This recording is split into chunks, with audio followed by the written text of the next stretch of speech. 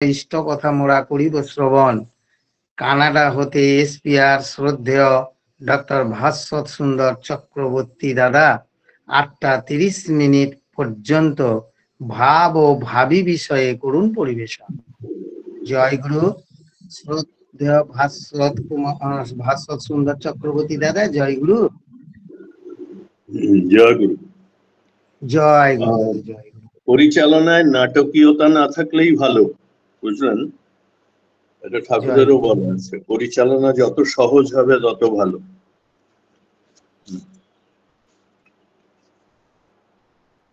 জয় গুরু।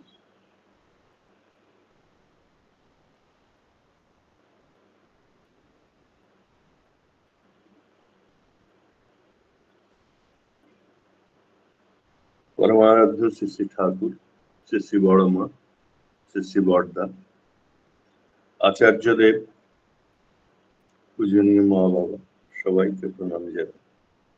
আজকের বিষয় ভাব ও ভাবি। ভাব বলতে মানুষ অনেক কিছু বোঝায়। ছোটবেলায় আমরা ভাব বলতে একজন আরেকজনের সঙ্গে সম্বন্ধ ভালো সেটা বুঝতাম, যে ভাব আছে। আরেকটু যখন বড় হলাম তখন ওইভাবে কথা বললো, ওইভাবে এটা করলো, ওইভাবে ওটা করলো। আপনাকে যদি আমি জিজ্ঞেস করি, আর সেটা এখন পর্যন্ত লিঙ্গার করছে, আপনাকে যদি আমি জিজ্ঞেস করি দাদা কেমন আছেন,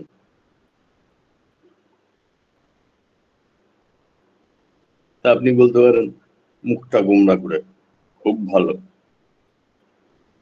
আবার আরেকজন খুব হেসে বলল, ওই একই কথা বলল, খুব ভালো। কথা একই, উত্তর একই দিল, ফিলিং একই, কিন্তু ভাবটা আলাদা।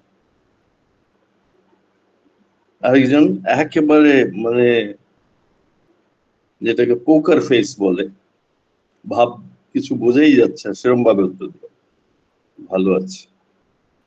সে প্রথমের মতন গোমড়া মুখ ভাবে করলো না। তো এই যে এক্সপ্রেশন গুলো, এগুলো ভাব অনুযায়ী হয়। ভাব মানে ইমোশন, ভাব মানে কনসিয়াসনেস। কনসিয়াসনেস আর ইমোশন সাধারণ মানুষের কাছে এক। যার যেরকম কনসিয়াসনেস, তার কথা, বার্তা, চাল চলন, ভাব ভঙ্গি, sense of sophistication, sense of balance, সব একই রকম। তাহলে ভাব মানে হচ্ছে আমরা ওই মুহূর্তে যেরকম হই। যদি গোমরা হই তাহলে ওই সামনের মানুষটা আর উৎসাহ পাবে না। যদি হেসে কথা বলি, ও আরো একটু হৃদয় বিনিময় করবে। পোকার ফেস হলে, মানে ভাব বোঝা না যাওয়ার ভাব যেটা, সেটা যদি হয় তাহলে একটু একটু কথা বলবে, কিন্তু সাবধান হয়ে কথা বলবে। যারা খুব অথরিটির মতন ভাব, যে আমি কর্তা, তাদের সামনেও মানুষ অনেক সময় ছোট বোধ করে, হীন বোধ করে। এটা দুই দিকেরই অভাব ভাবের। একদিকে হীনমন্যতা ভাব আছে, আরেকদিকে হীনমন্যতা ঢাকার জন্য একটা সুপিরিয়রিটি কমপ্লেক্স আছে।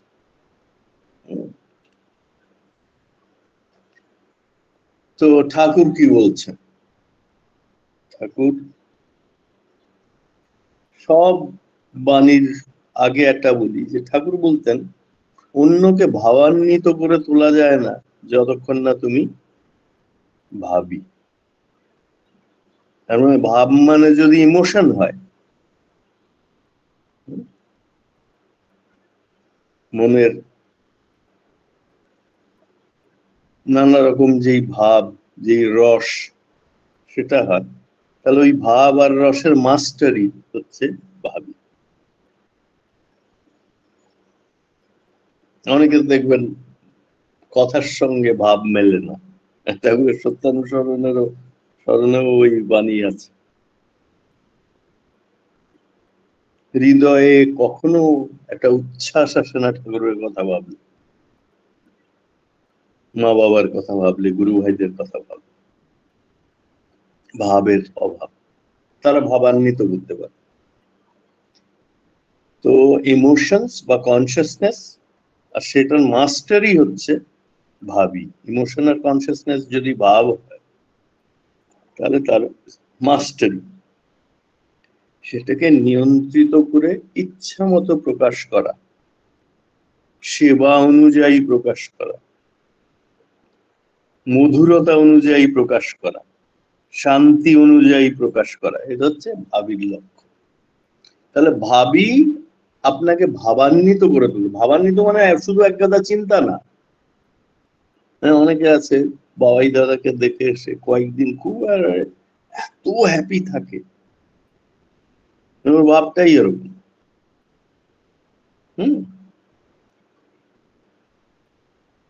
তোমার ভাববৃত্তির বোধ বিদীপ্ত বাস্তব সঙ্গতি যেমন তোমার ইমোশনের সঙ্গে যেই আন্ডারস্ট্যান্ডিং থাকে, এই দুটো যেমন যেরকম বুঝ থাকে। আপনার সঙ্গে আমি কথা বলছি, তার তিনটে আসপেক্ট আছে। একটা হচ্ছে যে কথা বলছে সে কি কিছু জানে, তার যোগ্যতা আছে। যোগ্যতাহীন মানুষের ও যতই চালাকি চতুরি করুক, যোগ্যতাহীন মানুষ কমিউনিকেট করতে পারে না ভালো। এক সময় শুনবে মানুষ, কিন্তু হৃদয় জয় করতে পারে। দ্বিতীয়টা হচ্ছে তার ঠিক ভাবটা মুখে চোখে ফুটে উঠছে কিনা, ভাষায় ফুটে উঠছে কিনা, টোনে ফুটে উঠছে কিনা। আর থার্ড হচ্ছে সে লজিক্যাল কিনা, ইললজিক্যাল কথা বলছে কিনা, যুক্তিপূর্ণ যুক্তিযুক্ত কথা বলছে কিনা, নাকি খালি ভাবপ্রবণ। ভাবপ্রবণতা আবার ভাবি হওয়ার একেবারে বিরুদ্ধে। মাস্টারি ভাবপ্রবণতা মানে কোনো আইডিয়াই নেই ভাবের সম্বন্ধে। একটু পরে আমি বলবো মানুষের ব্রেন কিভাবে ইভলভ হয়েছে আর কিভাবে ভাবটা এসছে মানুষের মধ্যে। এটা একটা বিস্ময় আর কি, মানুষের মধ্যে যে মানুষের ভালোবাসা, অন্য কোনো দেবতার ভালোবাসা, উঁচু জাতের গৃহপালিত পশুদের ভালোবাসা কারো সঙ্গে ইয়ে করা যায়। এত এত সূক্ষ্ম, আবার সেরকম নারকীয় হয়, সম্বন্ধ করে, যেটা ভালোবাসা ঠিক বিপরীত। ঠাকুর বলছেন তোমার ভাববৃত্তির বোধ বিলিপ্ত বাস্তব সঙ্গতি যেমন দূরদৃষ্টির ক্রমকে ক্রমতাৎপর্যে বিনায়িত করে। একটু বড় বাণী, আমি একটু ছোট করে পড়লাম। যেমনতর মূর্তনার অধিস্থিতি হয়ে থাকে তোমার বিবেকী চেতনার সঞ্চারণায়, সেই তো প্রীতি দেবতা, আর তাকেই বলে দেব দর্শন। তাহলে ভাবের সঙ্গে ঠাকুর দর্শন বা আসল দেব দর্শনের যোগ আছে। সেটা যদি সূক্ষ্ম হয়, সেটা যদি বিবেকী চেতনা, সেটা যদি জ্ঞানপূর্ণ হয়, সেটা যদি এনলাইটেন্ড হয়, তাহলে তুমি দেব দর্শন করবে। তা নাহলে হাজার মাথা ঠুকু, দেব দর্শন হবে, ঠাকুর দর্শন হবে। গলায় একটু কষ্ট আছে,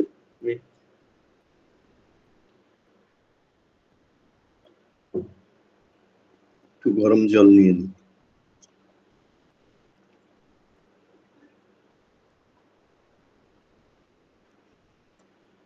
এইটা ছিল ৮৬ নম্বর বাণী সংজ্ঞা সমীক্ষা। তাহলে সেই ৮৬ নম্বর বাণীতে ঠাকুর কি বলছেন?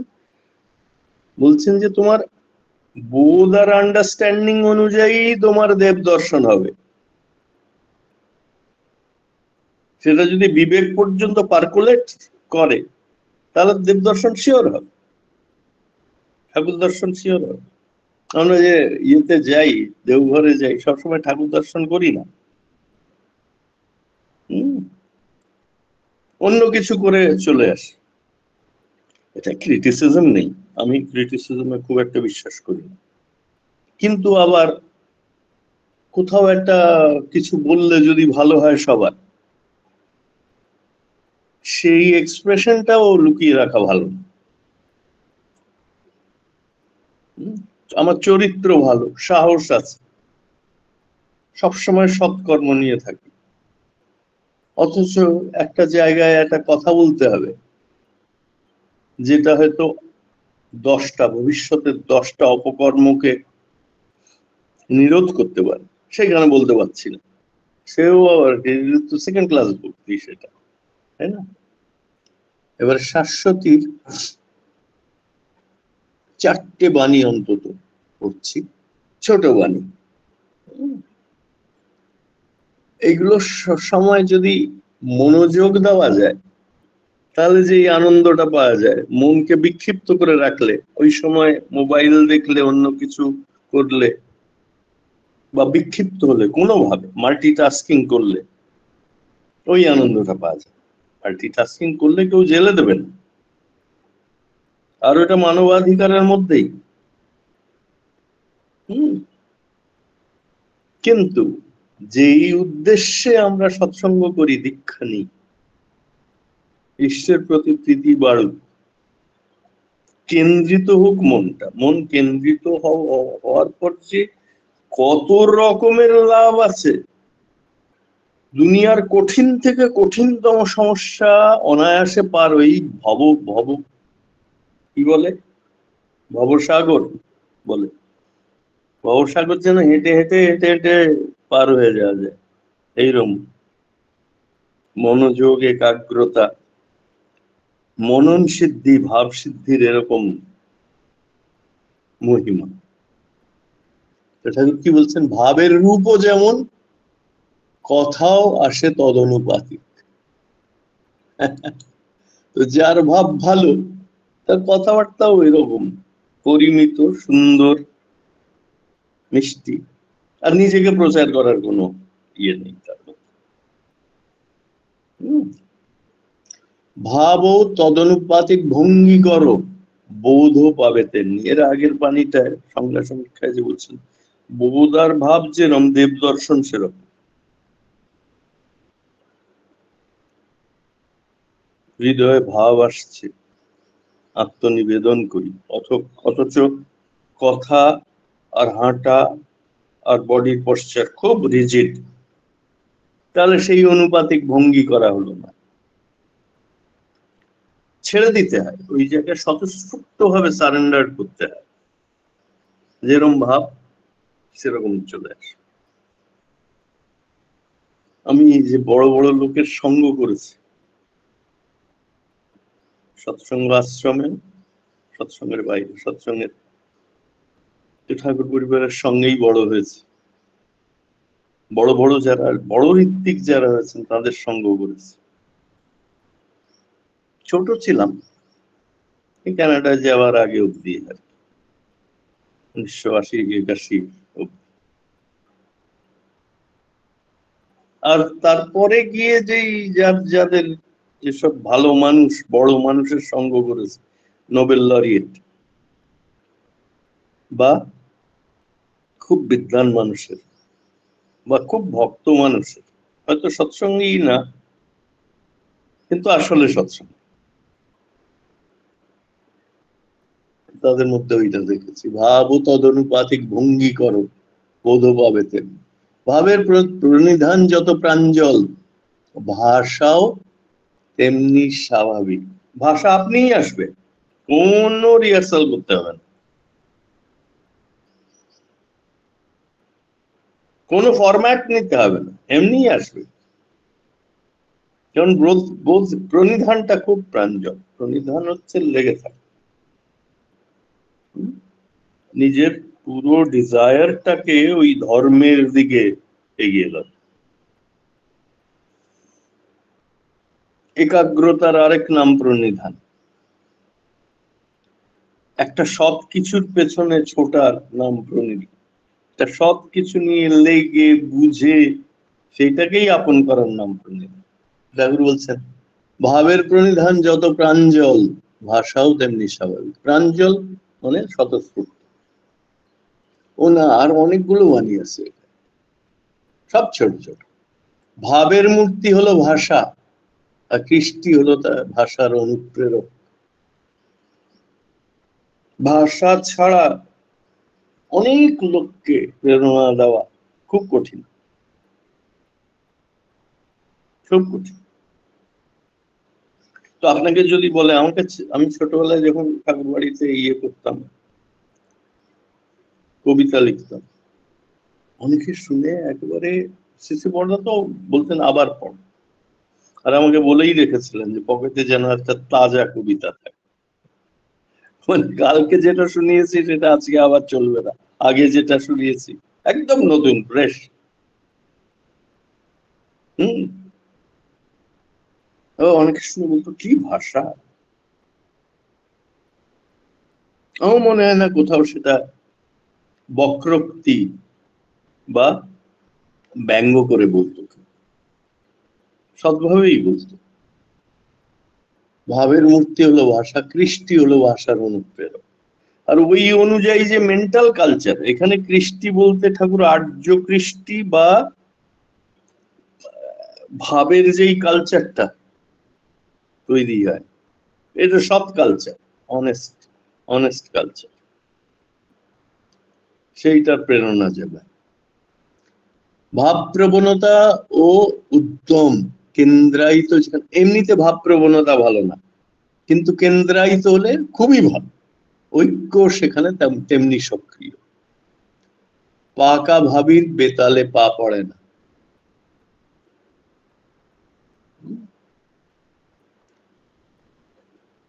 পাকা ভাবির বেতালে পা পড়ে, মানে যার ভাব নিয়ন্ত্রণে একেবারেই, যে সচেতন। আপনি দেখবেন খুব ভালো ড্রাইভার, আপনি তার সঙ্গে যত কথা বলেন, একটা জায়গায় এমন মনে হবে না হঠাৎ ব্রেক মারা বা সাই করে একটা গর্তের পার করে, ও আগে আগের থেকেই এত সচেতন, সব কিছু ব্যালেন্স। যে প্যাসেঞ্জার তার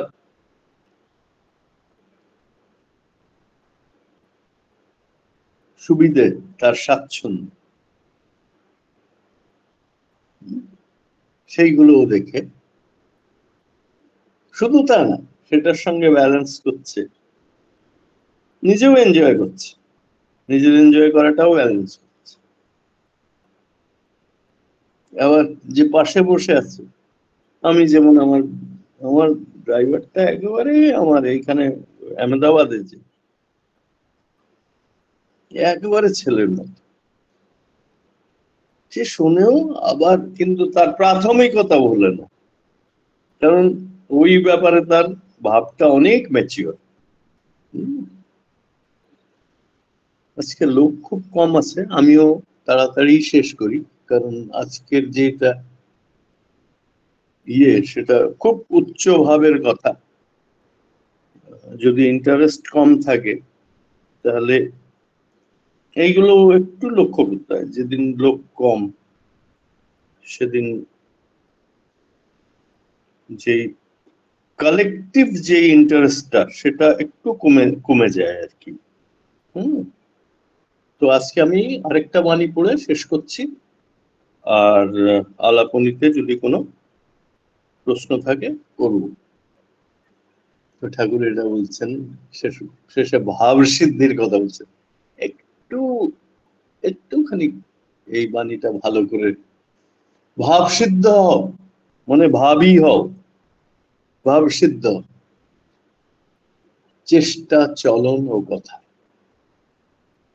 যখনই যে কাজ যেমনতর ভাবের প্রয়োজন, যে কাজে যেমনতর ভাবের প্রয়োজন, শুধু ইষ্ট আলোচনার সময়ই না, এক জায়গায় সৎসঙ্গে যাচ্ছে, কোনো প্রতিবেশীর সঙ্গে দেখা, তার সঙ্গে বাজার করতে যাচ্ছে, যে দোকানদার তার সঙ্গে, অফিসে যাচ্ছি কলিগস আর সুপারভাইজার বা যে বস তার সঙ্গে, আচার্যের সঙ্গে, সিকিউরিটির সঙ্গে, পাশের লেনে যেই লোকটা ড্রাইভ করছে তার সঙ্গে, সব জায়গায় বলছেন যখনই যে কাজে যেমনতর ভাবের প্রয়োজন তখনই যেন তাতে প্রভাবান্বিত হয়ে উঠতে পারো। এইখানে প্রভাবান্বিত হওয়ার দুটো ভাব আছে, দুটো সাবকনসিয়াসনেস আছে, দুটো সাবকনসিয়াসনেস মানে অচেতন না, এখানে সাপোর্টিং কনসিয়াসনেস দুটো। একটা হচ্ছে যাতে আশেপাশের সবাইকে প্রভাবান্বিত, যেটা এফেক্টিভ, যেই ভাবটা, যেমন যদি ইষ্ট প্রসঙ্গ করি সবাই যাতে বুঝতে পারে, হৃদয়টা আরো খুলতে পারে, এটা এটা প্রভাবান্বিত, আর নিজেও প্রভাবিত হতে হয় ওইভাবে।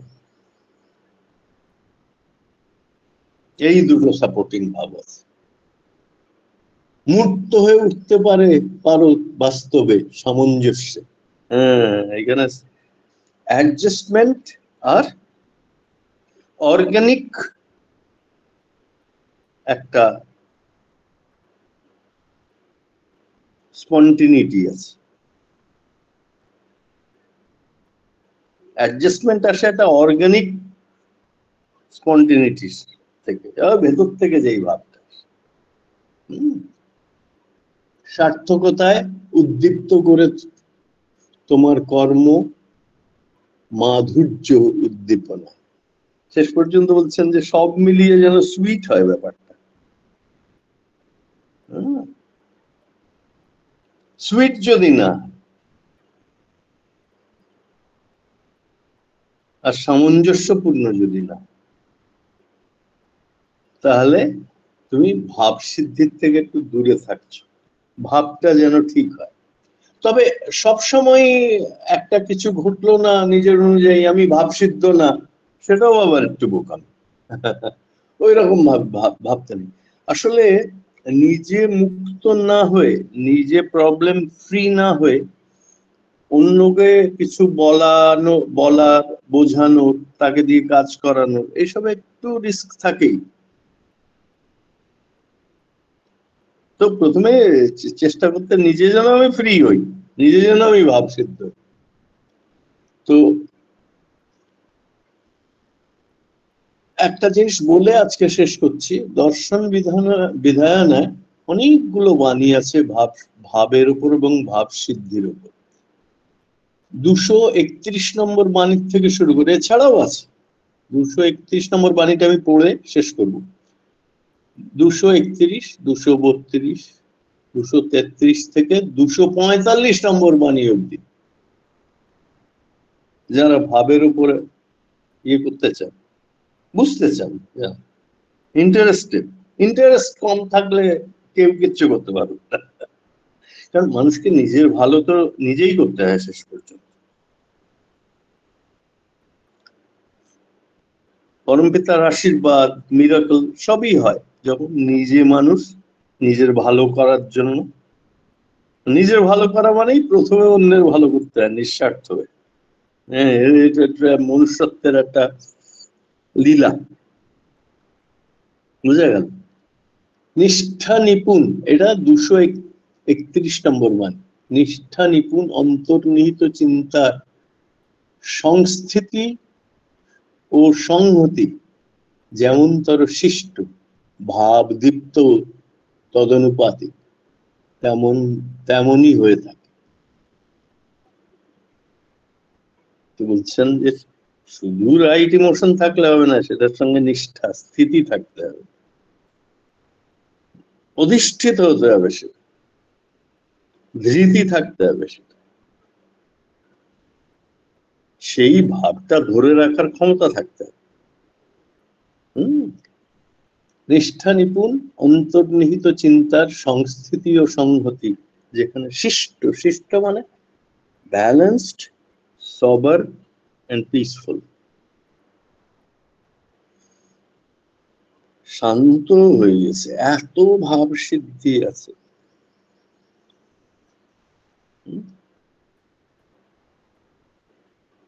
আমি মাঝে মাঝে আমার কর্ম, আমি এখন রিটায়ার্ড আর কি, কিন্তু আমার হেড এসে যখন খুব কাজ করতাম আর খুব সারা বিশ্ব ঘুরে বেড়াতাম, সব প্লেনেও এক আধজনের সঙ্গে দেখা হচ্ছে, কথা বলেই বুঝতে পারতাম কি শিষ্ট, বাপরে। একবার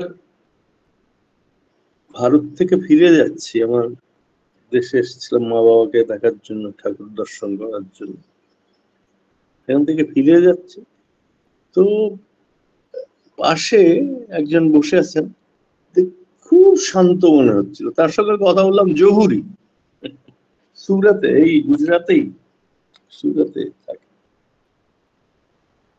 সে। ইয়ে দেখে বুঝতে পারে, হিরে দেখে বুঝতে পারে এতে কতগুলো ফেস দেওয়া যায়, কাটা যায় কতবার, সেই অনুযায়ী তার দ্যুতি বিকিরণ। কি তার যেই ভাবটা, সেই ভাবটার মধ্যেই সে একেবারে মগ্ন হয়ে আছে, তার প্রাথমিকতার মধ্যে সে মগ্ন হয়ে আছে। সংস্থিতি ও সংগতি দুটোতেই সে ডুবে আছে। সংস্থিতি মানে সাস্টেনেন্সের ভাব, সেটাকে ধরে রাখার ভাব। এই একেবারে ফ্ল্যাট লাইন না, ওটা বোঝানোর জন্য। মানুষের ইমোশন তো একটু আধটু ঢেউ উঠবে, কিন্তু ঢেউয়ের সঙ্গে যেন ব্যালেন্সটা না হারিয়ে যায়, আর তার স্থিতিটা, নিষ্ঠাটা না হারিয়ে যায়। সংহতি মানে একতা, আর অন্যের সঙ্গে যে একতার প্রয়োজন। সংস্থিতি ও সংহতি যেমন তোর সৃষ্ট, ভাবদীপ্ত তদনুপাতি। আর তেমনি হয়ে থাকে ভাবদীপ্তি, ওটা মনে হয় একটুখানি প্রুফ রিডিং এ ছেড়ে গিয়েছে, ভাবদীপ্তি ও তদনুপাতিক তেমনি হয়ে থাকে, একই মানে একই। মানে ইমোশনাল এক্সপ্রেশন যেটা, কনসিয়াস এক্সপ্রেশন যেটা, কনসিয়াসনেস মানে শুধু চিত্ত বুঝলে চলবে না, আমাদের অন্তরে চিত্ত, মন, অহং আর বুদ্ধি চারটেই আছে। ভাব দীপ্ত যে যত হয়, ভাবই যত হয়, যত ভাব সিদ্ধি হয়, তত তার বুদ্ধির দ্যুতি যেটা, বুদ্ধির আলো যেটা, সেটাও বিকীর্ণ হয়। বুদ্ধি খুব খুব সুন্দর বুদ্ধি, বুদ্ধি তাকে ফেল করে না।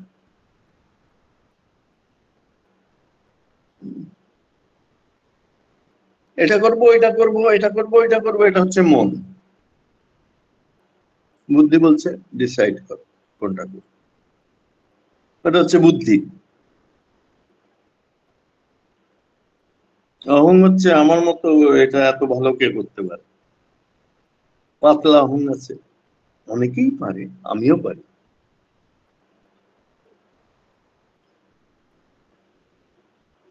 চিত্ত হচ্ছে এই যে সবগুলো ধরে, এই যে এক একটা ভাব ধরে ধরে যে থটটা আসলো, বা থটলেসও যে কনসিয়াসনেসটা আসলো,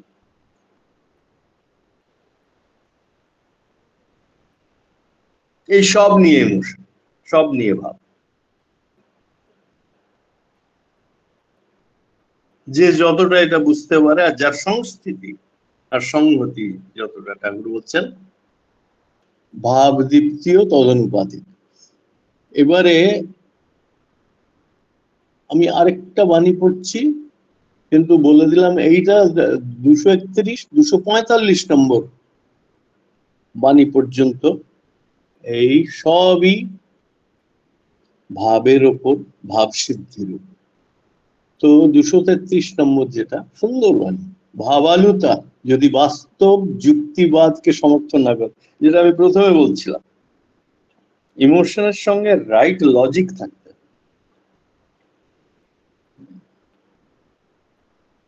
রাইট লজিক, রং লজিকের একটা উদাহরণ দিচ্ছি। যারা ভালো মানুষ সবাই দীক্ষিত,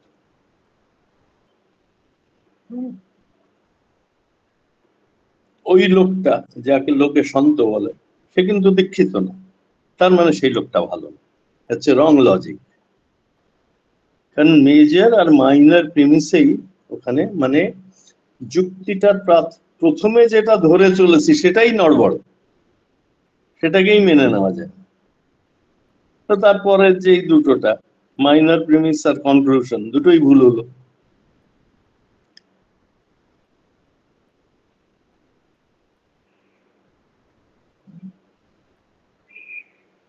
ওইভাবে মিথ্যা যুক্তি, বুদ্ধিহীন যুক্তি, নিম্নচিত্ত সম্পন্ন যুক্তি, ওইগুলো দিয়ে ভাবসিদ্ধি আসে। তো হাবালুদা যদি বাস্তব যুক্তিবাদকে সমর্থন না করে, বাস্তব সঙ্গতিশীল করে না তোলে, বিনায়িত নিয়মও না, এইটা হবে ডিসিপ্লিন অ্যাডজাস্টমেন্ট থাকতে হবে, বিনায়িত নিয়মও না। সেগুলি পাগলামিরই এক এক রকমের রূপ। ঠাকুর বলছিল ঠিক ব্যালেন্স নেই।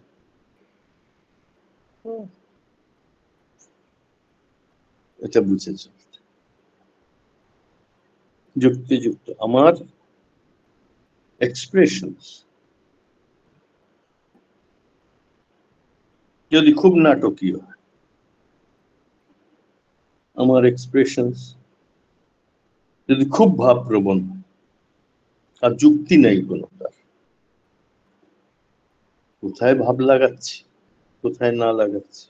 খুব বড় মানুষ, খুব বড় হৃদয়, তারা তার মধ্যেও একটা ভালো মানুষ খুঁজে বের করতে পারে, কিন্তু তার হৃদয়টা অত বিশাল। কিন্তু সবাইকে যদি প্রভাবান্বিত করতে হয় তাহলে অ্যাপ্রোপ্রিয়েট ইমোশনই সব থেকে ভালো।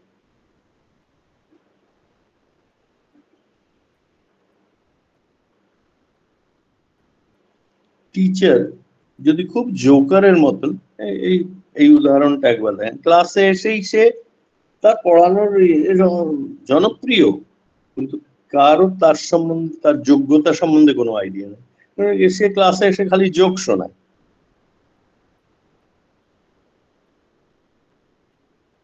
একজন যে স্ট্যান্ড আপ কমেডিয়ান, তার জোকে কেউ হাসে,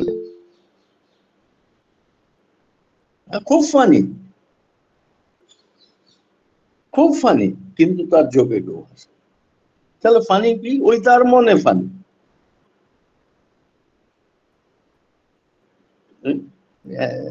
মানে ঠিক ডিসিপ্লিন অ্যাডজাস্টমেন্ট, ঠিক ভাবের সঙ্গে ভাষা, ভাবের সঙ্গে বডি ল্যাঙ্গুয়েজ, টোন, এগুলো মিলছে না।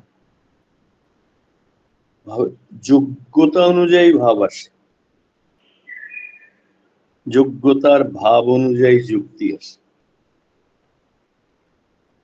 ভাবালুটা থাকাটা খুব একটা খারাপ না, বরং খুব ভালো। ভাব কম, ইমোশন কম, পাথরের মতো হয়ে গেছে, ডাল হয়ে গেছে, তার থেকে ভাবালুটা 100 গুণে ভালো।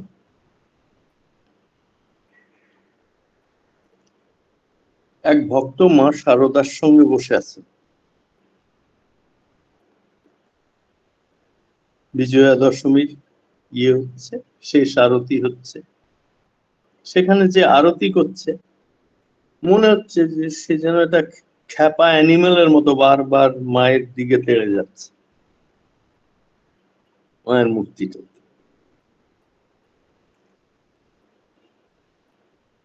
এটা অ্যাজ ইট ইজ বলছি, যা যা লেখা আছে, যা রকম। তো সে খালি উত্তেজিত হয়ে যাচ্ছে, নানা রকম কমেন্ট করছে। তো মা শারদাকে বোঝালেন, মার প্রতি প্রীতি আছে, মা তো দোষ দেখছেন না। হ্যাঁ, তার হয়তো একটু এক্সপ্রেশন গুলো 19-20, কিন্তু এখানে মার যে হৃদয় কত বড়, অত বড় হৃদয় হলে তো সবটাই, সে যদি মাকে খুনও করে ফেলে, মা দেখবে যে ছোটবেলায় যেরকম লাথি মারতো সেরকম করছে, কিন্তু ওটা ঠিক বাস্তবায়িত না। তো বাস্তবায়িত হলে সব থেকে ভালো। বাস্তবায়িত মানে শুধু অবজেক্টিভ কন্ডিশন থাকলে হবে না, অবজেক্টিভ রিয়ালিটি থাকতে হবে।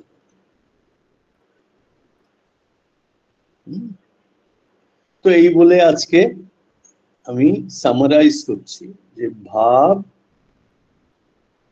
হচ্ছে আমাদের ভেতরের ইমোশন, আমাদের অন্তঃকরণ, ভেতরের একটা জগৎ আছে তো মানুষের, মানুষের ভেতরের জগৎটা কিছু মানুষের অন্তত বেশি বড় বাইরের জগতের থেকে।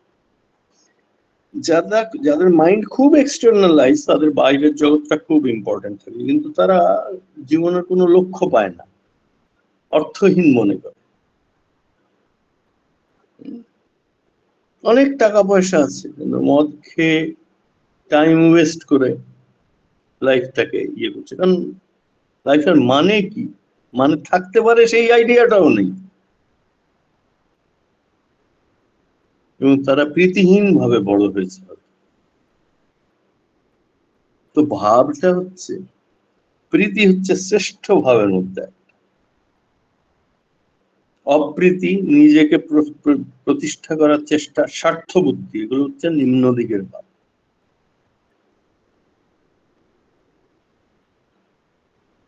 আর তারও নারকীয় ভাব হচ্ছে এগুলো পাপ, খুন, মিথ্যা কথা বলা, চুরি করা।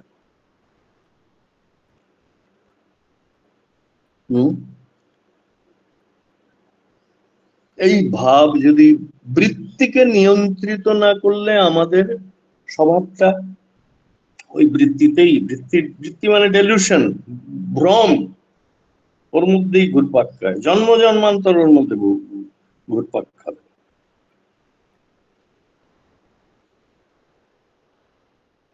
অজ্ঞানতা আর সংস্কার, কর্ম, কুকর্ম আর কুকর্ম ফল সৃষ্টি করবে, সেটার থেকে দুঃখ আসবে, আবার দুঃখ থেকে অজ্ঞানতা বাড়বে। যত দুঃখ মানুষ বেশি পায় আর সেটাকে ঠিক মতো অ্যাডজাস্ট করতে পারে না, ঠিক মতো রেগুলেট করতে পারে না, সেটার থেকে নিজেকে ঠিক মতো অ্যাডজাস্ট করতে পারে না, ততক্ষণ তার মধ্যে রিয়ালিটিটা কি, রিয়ালিটির একটা অ্যাজ ইট ইজনেস ভাব থাকে, রিয়ালিটি খুব একটা কালারফুল হয়ে প্রেজেন্ট হয়। বৃত্তির থেকে মুক্ত হওয়া হচ্ছে শ্রেষ্ঠ প্রীতির প্রথম লক্ষণ, যে আর বৃত্তি আমাকে, ঘুম থেকে উঠতে পারি না, আলস্য লাগে, কিন্তু এই ঠাকুরের প্রার্থনা করতে হবে আমি ওই বৃত্তিটাকে, ওই ভাব সিদ্ধি। ঠাকুর বলছেন যেমন ভাব হবে, যেমন কাজ হবে সেই অনুযায়ী। ঠাকুর সকালে উঠতে হবে, ও ভাব এমন যে ও তো আমি যে কোনো সময় পারবই পারবো, রোজ পারবো, আমার যত বয়স, আমার 199 বছর বয়স হলেও আমি সকালে উঠতে পারবো, ঠাকুরের প্রার্থনা করতে পারবো। এটা হচ্ছে যেই কাজে যেমন ভাব। সংহতি আর সংস্থিতি দুটোই লাগে ভাবে, ভাব সিদ্ধির জন্য। আর সকলের জন্য বলছেন তোমার ভাবালুতা যেন বাস্তব হয়, ভাবালুতা, ভাব প্রবণতা, the emotional intelligence or emotional aspect of your life